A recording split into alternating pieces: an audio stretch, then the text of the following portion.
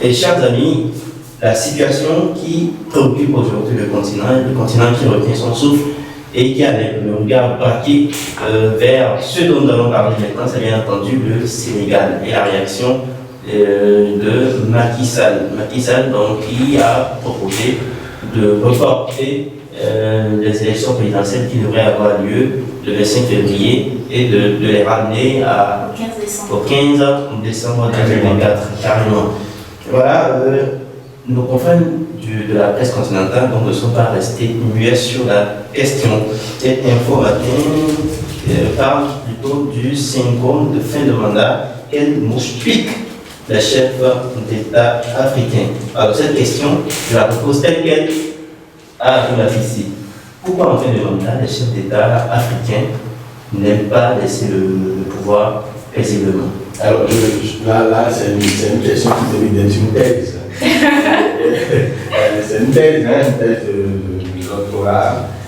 Alors on va essayer de toucher un peu. Vous voyez l'Africain, le dirigeant africain, c'est triste de le dire, mais c'est quand même ça. C'est parce que quelque part on se reproche quelque chose. C'est parce que quelque part on n'a pas évolué comme on devrait.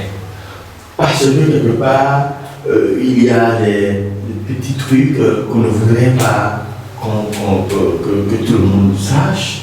On voudrait camoufler, on voudrait protéger pour sa propre sécurité. Par rapport à l'après-pouvoir.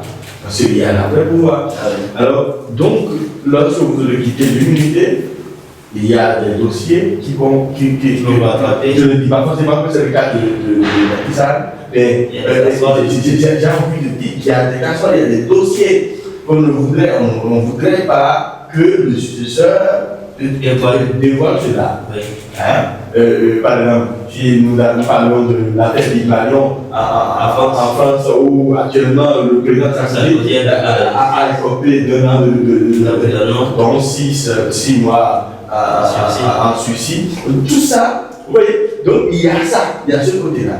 Il y a que, on dit, qu'il y a l'amour, trop poussé pour le pouvoir, l'honneur aussi.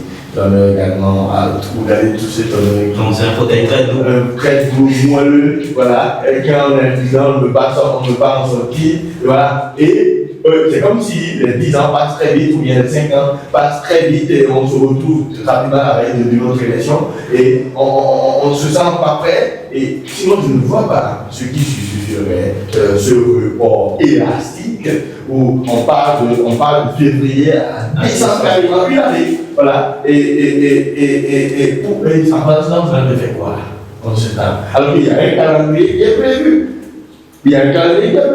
Donc, je suis déjà très heureux de savoir que la Cour constitutionnelle a tapé du poing sur la table et dit net, on revient au calendrier initial. Et pour le savoir, pour lui dire, il y a également la première ministre du gouvernement de Macky Sall qui a démissionné suite à l'annonce de ce report-là, et qui a démissionné. Il y a même plusieurs Sénégalais qui ont exprimé leur accord de la. Et vous savez, il y a eu des manifestations, il y a eu des morts, et ils sont sortis et ils disent non. Oui, depuis comment j'ai envie de parler du jeune opposant Ousmane Sonko ou on l'arrête, ou après on le raille, on enlève le vigile électoral, on le réintègre. Tout ça, valeurs-là, et ma foi, finalement. Quand est-ce que l'Afrique, je sens que le développement de l'Afrique, ou l'Afrique, l'avenir de l'Afrique, ce sont les Africains eux-mêmes qui doivent y travailler. Et je vois qu'on n'est pas encore prêt pour ça, et c'est pas pour demain.